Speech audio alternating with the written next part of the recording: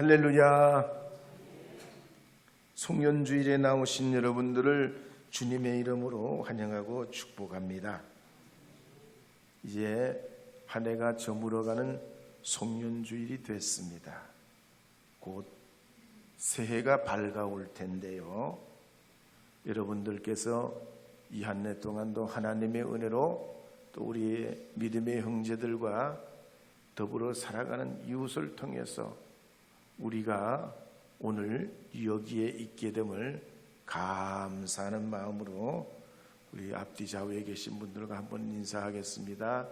그동안 감사했습니다. 수고하셨습니다. 더 건강하세요. 할렐루야. 예배 나오기 전에 진순기 권사님이 전화 주셨는데 재활병원으로 옮기셨다고 그러더라고요. 근데 저번에 말씀하시는 전화 내용을 보면 목사님 몸이 이렇게 불편해가지고 져가지고 너무 죄송스럽대요. 그래서 제가 그랬어요. 뭐가 죄송스러우세요? 사람은요, 날 때 엉금엉금 기었다가, 그런 얘기는 한 게 아니죠.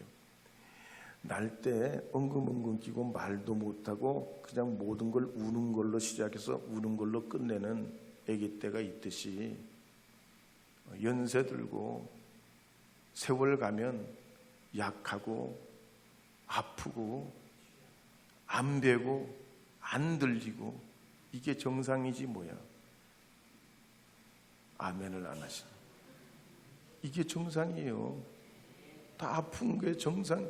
안 아픈 사람이 계시면 한번 손 들어보라고 해요. 예? 감기 안 걸리는 분 계시면 한번 손 들어보래요. 사람은 그게 인생이고 삶이에요.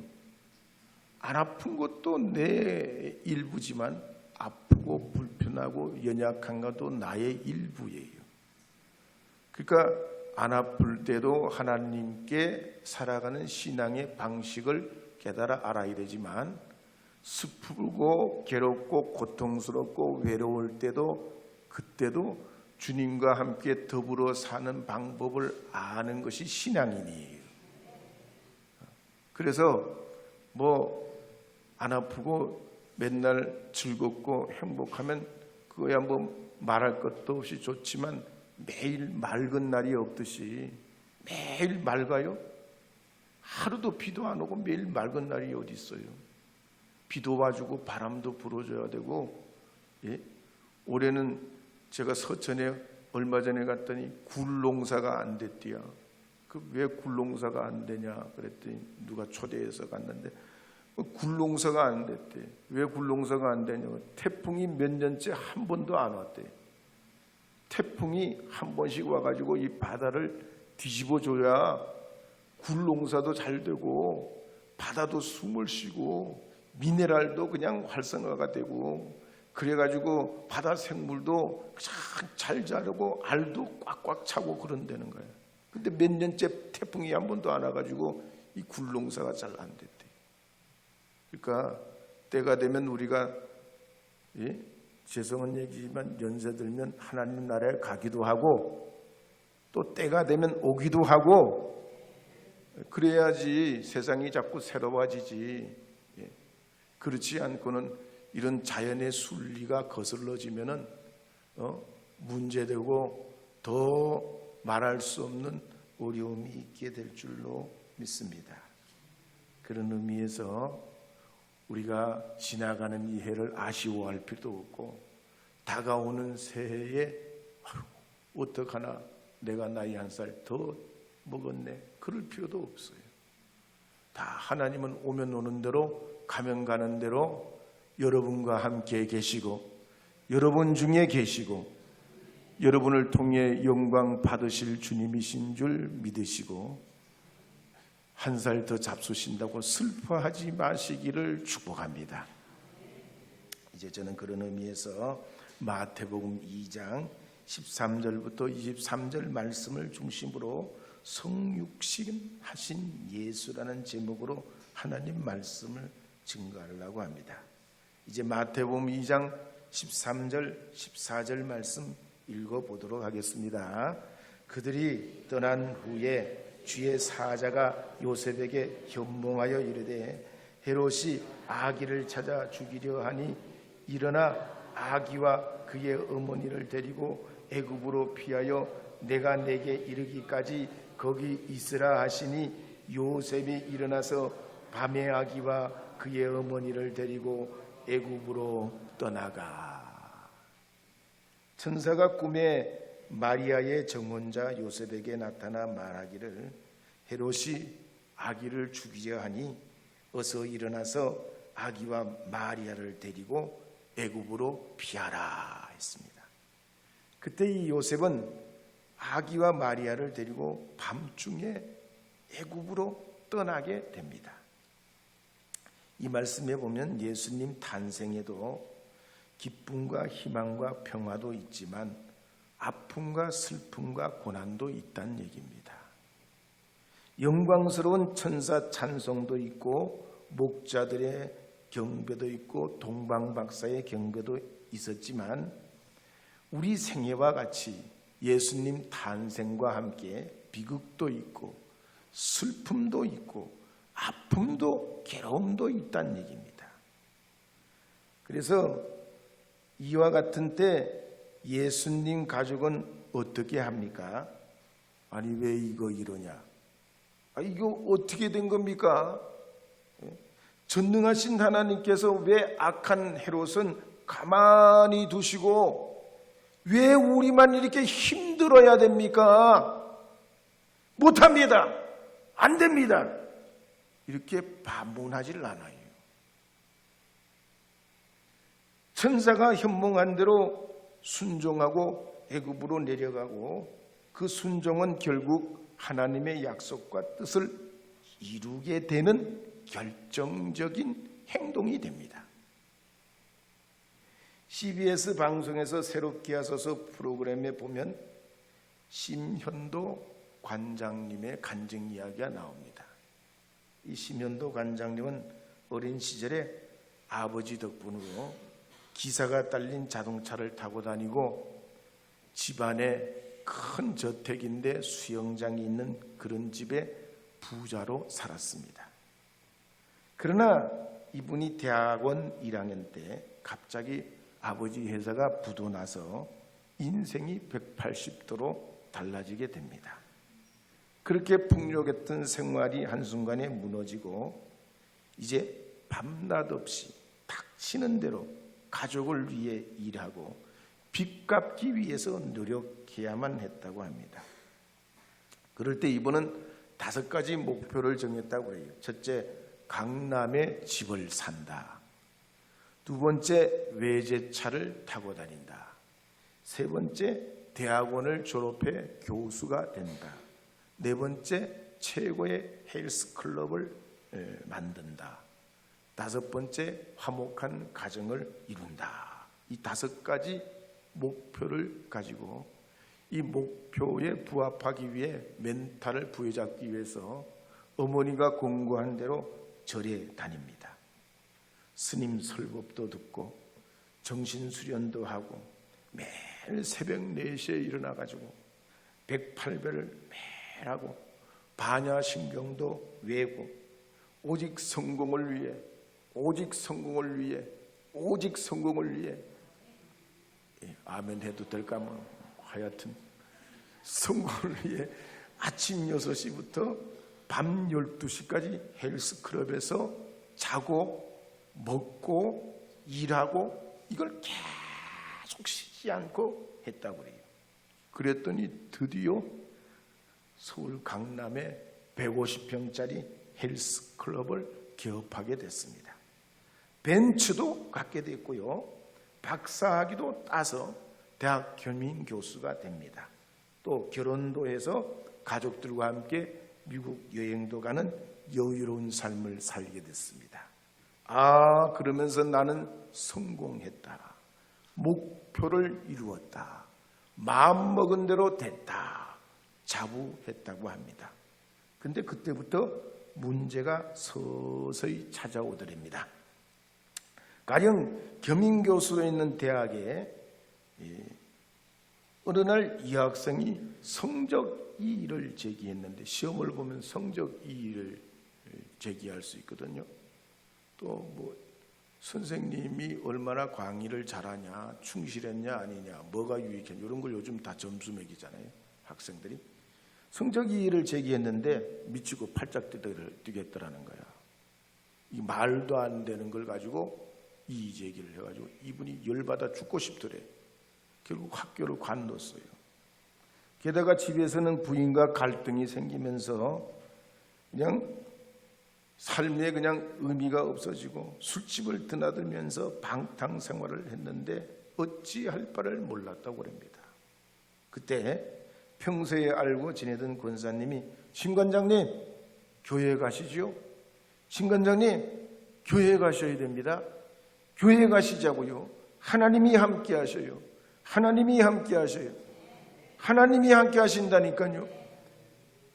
그러니까 이분이 마음이 너무 힘들었는데 권사님이 그렇게 전도하니까 그냥 지푸라기라도 잡을 심정으로 교회를 나가게 됐다고 해요. 그랬더니 변화가 시작이 되더랍니다. 평안도 오고 만족도 오고 행복도 있고, 운영하던 헬스클럽을 옮겨가지고 교회 지하에서 운영했는데 전국의 소문이에요. 큰 교회라 전국적으로 소문이 나가지고 그 헬스클럽에 들어오려고 하는 사람들이 줄을 서고 구름대처럼 몰려가가지고 너무너무 잘 되는 거예요. 신이 나가지고 교회 일을 열심히 전심전력하고 그 교회 과정을 마쳐서 전도사가 돼가지고, 평신도 전도사가 돼가지고 탄탄대로의 그런 삶을 살았다고 해요. 그런데 어느 날 부인이 바람이 난 거야. 이혼하게 됐습니다. 얼마나 절망이 컸던지 숨쉬기 어려웠고 이해할 수 없는 그런 고통이었지만은 하나님 뜻을 믿고 차츰 하나님 뜻을 믿고 차츰 아주 조금씩 그렇게 회복되면서 이제는 주님 위에, 다른 사람들을 위해 간증하고 복음을 전하는 사람이 됐다 그랬습니다. 일터신학연구소장으로 있는 이효재 목사님 간증에도 보면 이 목사님을 만나가지고 사역하고 신앙생활하는 분들 가운데는 어떤 분은 직장에 적응을 못해서 공황장애로 약을 먹는 형제도 있고, 또 어떤 분은 부인이 아기를 낳았는데 이 아기를 낳으면서 후유증 때문에 참 약을 써도 안 되고 이래서 6개월째 병원을 전전하는 남편도 있고, 또 어떤 분은 세계에서 500명밖에 없는 희귀병에 걸려가지고 그 아이를 키우는 엄마가 약이 없어, 답이 없어. 아니 전 세계에 500명밖에 없는 희귀병이 걸려가지고 이거 어떻게 약도 없고 방법도 없어요. 하나님 앞에 이거 어떻게 해야 되는지 서로 답을 모르지만 하나님 섭리를 믿고 자기의 살아온 이야기를 간증하면서 주님 앞에 위에 기도할 때 마음의 위로가 오고 힘이 생기고 능력이 나타나더란 얘기입니다.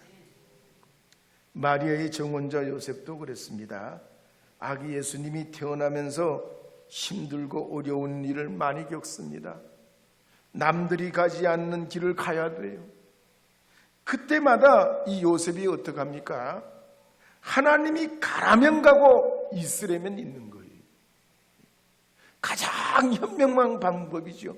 내가 모르는 길을 가니 인도자 되시는 하나님의 그 인도하심을 따라 사는 게 가장 현명한 거예요. 그런데 하나님을 대적했던 헤롯 왕은 그렇지 않습니다.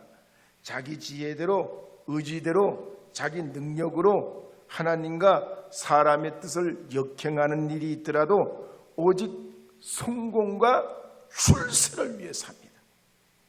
그래서 역사학자 요세푸스 기록에 보면 이 헤롯 왕은 청소년 시절부터 투창도 잘하고 활쏘기도 잘했는데 키가 작아요. 그렇지만 얼마나 이 용맹했든지 산적을 물리치면서 군인도 되고 정치인으로 성장해가지고 로마의 절대 권력가인 율리우스 가이사를 암살할 때 주동자였던 가이우스 카시우스 롱기누스의 총애를 받아가지고 수리아의 징수관으로, 세금을 걷어들이는 징수관으로 임명을 받습니다. 그러니까 이 헤롯은 더 인정을 받으려고 세금을 걷어들일 때 세금 안 내는 마을은 통째로 불살라버려. 거기 사람들은 어떻게 되겠어요? 세금 안 내면 다 불살라버려. 우리 그때 안 태어난 게 감사해. 산채로 사람들 불살라버려. 또 살아남은 사람들은 어떡하냐? 노예로 팔아넘겨. 그러니까 카시우스가 헤롯의 이런 능력을 인정해가지고 수리아의 총독으로 임명합니다. 그렇지만 그렇게 믿었던 이 가이우스 카시우스가 과거에 자기의 오른팔이었던 마르쿠스 안토니우스에게 패배하고 자결을 합니다. 그렇게 믿었던 자기의 끈이 떨어진 거예요. 그러니까 이 헤롯은 얼른 줄을 바꿨어요. 참 약삭빨라. 얼른 줄을 바꿔 타요. 안토니우스에게 이번에는 공을 드립니다. 뇌물을 바칩니다. 충성을 다합니다. 그 결과 이 헤롯이 다시 갈릴리의 분봉왕이 돼요. 그럴 때 이 헤롯은 로마 제국에만 인정받는 사람이 아니라 유대인들에게도 인정받고 싶어서 유대인들이 믿는 유대교로 개종합니다. 그리고는 제사장 하스몬 가문의 딸인 미르암느와 결혼까지 해요. 제사장 따님과 결혼까지. 그렇지만 이 헤롯은 정식 부인 말고도 10명의 첩이 있고 15명의 자녀를 두고 살았는데 어느 날 자기 부인 미르암느를 살해해버려요. 그 사람이 낳은 부인의 아들 둘도 살해해버려요. 그리고 아기 예수께서 탄생하시자 그 두려움을 이기지 못해서 베들레헴에서 태어난 2살 나래의 아기들을 다 학살하라 명령합니다. 마태는 이와 같은 공표의 시대에 하나님이 어떻게 하시고 계시는지 오늘 본문에 보면 증거하고 있어요. 특히 하나님께서는 선지자들이 예언한 대로 베들레헴에 나시게 하셨다는 거예요. 아무리 공포스럽고 세상이 거꾸로 되더라도 하나님은 하나님의 뜻을 이루어 가시는 거예요. 그래서 이스라엘 자손들이 430년 만에 애굽에서 탈출했던 것과 같이 아기 예수께도 애굽으로 내려가셨다가 다시 갈릴리 땅으로 돌아오시는 영적 출애굽의 모습을 보여주고 있어요. 예수님과 함께하면 우리도 이와 같은 영적 출애굽을 우리 인생에 경험하게 된다는 얘기입니다. 그런 하나님의 역사가 있게 되는 줄 믿으시기 바랍니다. 가난한 자가 부유하게 되고 약한 자가 강하게 되고 여러 가지 자신의 삶에서 길을 못 찾던 일이 형통의 복을 받는 역사, 예수님 통해서 영적 출애굽의 역사, 강건의 역사, 회복의 역사가 나타나게 되는 줄 믿으시기 바랍니다. 그래서 마태복음 9장 19절에서 21절에 보면 이렇게 기록하는 말씀이 나옵니다. 함께 읽어보겠습니다. 헤롯이 죽은 후에 주의 사자가 애굽에서 요셉에게 현몽하여 이르되 일어나 아기와 그의 어머니를 데리고 이스라엘 땅으로 가라. 아기의 목숨을 찾던 자들이 죽었느니라 하시니 요셉이 일어나 아기와 그의 어머니를 데리고 이스라엘 땅으로 들어가니라. 보세요. 하나님 뜻과 말씀에 순종하는 이들은 하늘이 무너지고 땅이 꺼져도 길이 있다는 얘기. 하늘이 무너지고 땅이 꺼져도 하나님께 순종하는 이들에겐 항상 형통의 길이 있어요. 뉴질랜드의 데이비드 부서의 간증에도 보면 이분이 1940년생이신데 9살 때 어머니가 고아원에 버려버려요. 어쩌면 부모에 대한 증오심으로 이분이 평생 살아갈 뻔했지만 예수님 만나면서 생각이 바뀌었다고 합니다. 버림받은 것도 하나님 뜻이다. 하나님 뜻이 있다. 하나님 뜻이다. 하나님 뜻이다. 그러면서 자기 안에 있는 이 울분, 원한을 다 삭혀내고 녹여냅니다. 그는 고아로 살면서 15살 때부터 핫도그 가게를 차려가지고 돈을 벌기 시작합니다. 25살이 됐을 때는 호주 시드니로 옮겨서 사업을 하게 되는데 날마다 번창해서 10년 만에 20개 사업장이 생겨나서 100만 장자가 돼요. 그런데 1974년에 호주에 엄청난 태풍이 붑니다. 그것도 한 도시에 집중적으로 엄청난 태풍이 불어가지고 그 도시가 완전히 폐허가 돼요. 그때 이 데이비드 부소 가족은 그 어려움을 당한 그 지역으로 이사를 갑니다. 그리고는 자기들이 벌은 그 모든 부와 능력을 가지고 그 지역에 어려움 당한 사람들을 위해서 도시 재건에 온 힘을 쏟아부어요. 누가 하라고 하는데도 아닌데 말이에요. 그랬더니 하루는 담임 목사님에게 연락이 왔습니다. 지금 저 인도네시아의 발리에 큰 지진이 나가지고 교회가 무너졌는데, 집사님 빨리 그 교회를 좀 도와줘야 되겠습니다. 그랬더니 이 데이비드 부서가 목사님 말씀에 무조건 순종하기로 하고 그 무너진 교회를 재건하게 됐는데, 거기에만 그 정도로 그치지 않고 인도네시아에 돈 없는 사람들을 위해서 무이자 무담보 대출을 하게 됐어요. 담보 능력이 전혀 없는 사람들에게 돈을 이자를 안 받고 빌려주는 거예요.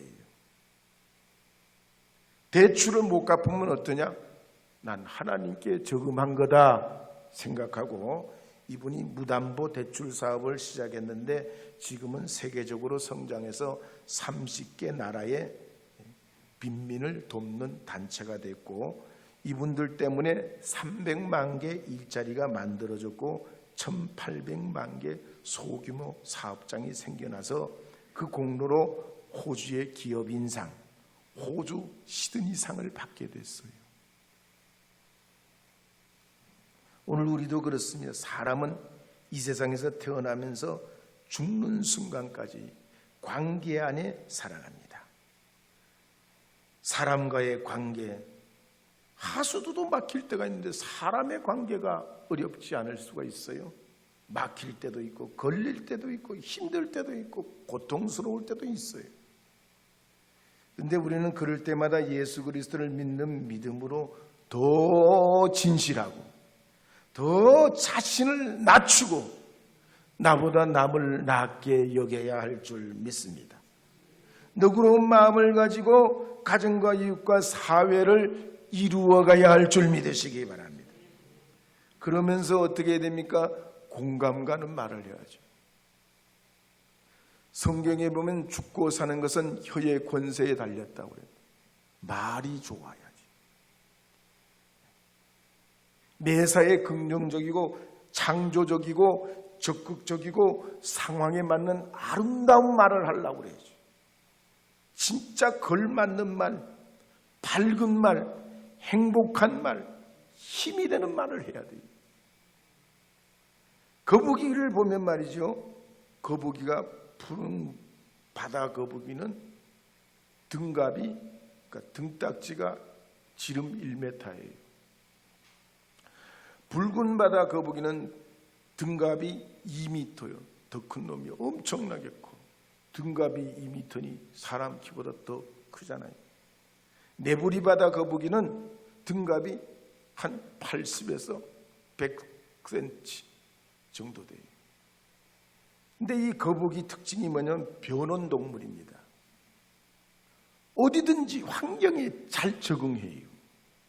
체온이 내려가면 땅으로 올라와서 몸을 쐬고, 또 다시 체온이 올라가면 물속으로 들어가고, 겨울이 되면 겨울잠을 잡니다. 그러다가 평생에 바다에서 지내다가 알을 낳기 위해서, 알은 한 100개 정도 낳는데 알을 낳기 위해서 1,800km를 여행해요. 믿어져요? 안 믿어질 거예요. 1,800km 정도를 여행합니다. 그러면 가다가 소나기가 오면 목을 속으로 집어넣고 있고, 햇빛이 따가우면 그늘에 쉬었다 가고, 절대로 이 거북이는 초조해하지를 않아요. 답답해하지를 않아요. 거북이가 바쁜 걸 보셨어요? 거북이 안 바빠. 우리 충청도 사람들하고 닮았어. 이 거북이가 그래가지고요, 수명이 100년 혹은 200년을 살아요. 무지하게 오래 살아. 근데 맹수 호랑이는 어떻습니까? 10년에서 15년밖에 못 살아. 그렇게 우악스럽게 그래도. 사자도 10년에서 14년밖에 못 삽니다. 표범도 10년에서 12년밖에 못 살고, 하이에나도 10년 정도 살고, 시라소니도 10년 정도 살고, 늑대는 6년에서 8년밖에 못 살아요. 사람도 마찬가지예요. 화 잘 내고 성미 급한 사람, 장수하기 쉽지 않아요. 이런 이야기가 있어요. 독일의 한 탄광에 갱도가 무너졌습니다. 광부들이 느닷없이 갱내에 갇히게 됐습니다. 외부에서 연락이 안 돼요. 그러다가 일주일 만에 구조가 됐는데 다른 사람은 다 살았는데 한 사람이 죽었더랍니다. 그래서 한 사람 왜 죽었냐 살펴봤더니 다른 사람하고 다른 건 딱 한 가지가 있더래. 손에 시계를 차고 있더래. 손목에. 가만히 유치해 보니까 이 사람이 자꾸 시간을 보면서 확인을 하면서, 이러다가 시간이 늦으면 죽는데, 이러다가 시간이 늦으면 안 되는데, 이렇게 하다가 구조 못 받으면 어떡하지? 이러다가 우리가 발견 안 되면 어떡하지? 자꾸 불안초조, 불안초조, 불안초조, 불안초조, 그러다가 그 사람만 죽었다는 거야. 그래서 발명왕 토마스 에디슨은 80세 생일 때 사람들이 건강 비결이 뭐냐고 물으니까 쓸데없는데 분주하지 마라 그랬어요. 쓸데없는데 분주하게. 언제 다 바빠, 정신없어. 오늘 본문의 헤롯을 보면 그렇지 않았죠? 진짜 노심초사하며 살아요. 아기 2살 아래 아기가 뭘 안다고? 2살 아래 태어난 그 아기들이 무서워가지고 학살 명령을 내려. 속이 타들어가. 또 동방박사들이 자기에게 돌아오지 않았다고 그것 때문에 막 속이 타들어가고, 나를 속였네, 나를 속였네, 나를 속였네, 내가 속았네 그러면서 분노하고, 군사들을 풀어가지고 베들레헴의 2살 아래 아기들을 다 학살하라고 해요. 그러면 이 헤롯이 그렇게 악독하게 살았으면 오래 살아야 될 거 아니에요. 역사를 찾아보면 이 헤롯은 주전 43년에 자기 신하이고 정적이었던 마리커스에게 독사를 당합니다. 그래서 우리는 우리 자신을 낮추어야 돼요. 동방박사들은 보세요. 누가 도와주는 사람도 없고 알려주는 사람도 없고, 그렇지만 하나님이 그들에게 피할 길을 내시잖아. 이 동방박사들은 거기 아기 예수께 경배한다고 해서 무슨 보상이 있어요? 금맥을 찾으러 가는 게 아니잖아요. 자기들이 그 먼 길 떠나서 아기 예수께 경배하면 시간도 인생도 물질도 다 허비하는 거요. 그러면서 예수님께 갈 때는 빈손으로 안 갑니다. 이 동방박사들의 생각과 마인드가 뭡니까? 어떻게든지 다른 사람을 유익하게 하려는 거예요. 자기들이 그 꿈꾸고 있는 그 연구의 그 결과, 자기들이 그 발견하고 깨달은 그걸 온 세상 만민에게 알리고 싶은 그 마음, 아기 예수께서 탄생하셨다고 온 세계에 자신들의 모든 걸 걸고 여행을 하고 알리고 그걸 말해주는 거예요. 하나님이 이런 이들에게 길을 안 열어줘요? 길을 열어주시는 거예요. 그러므로 우리도 예수님께서 성육신하신 같이 우리 자신을 낮추고, 내가 지칠 때, 목마를 때, 외로울 때 주님이 나와 함께 하심을 믿고 내 모습 이대로 받아주시는 주님을 사랑하면서 이웃을 사랑하는 이 한내의 마감을 이루어가게 될 때 새로운 2026년이 여러분에게 예수 안에서 유익이 되고 복이 되고 형통이 되고 하나님의 영광을 위해 쓰이는 시간이 되게 될 줄로 믿습니다. 이 한내 성육신하신 예수님께 집중하셔서 여러분의 삶에 주님의 역사와 축복이 활짝 열리는 은혜가 있기를 축복합니다.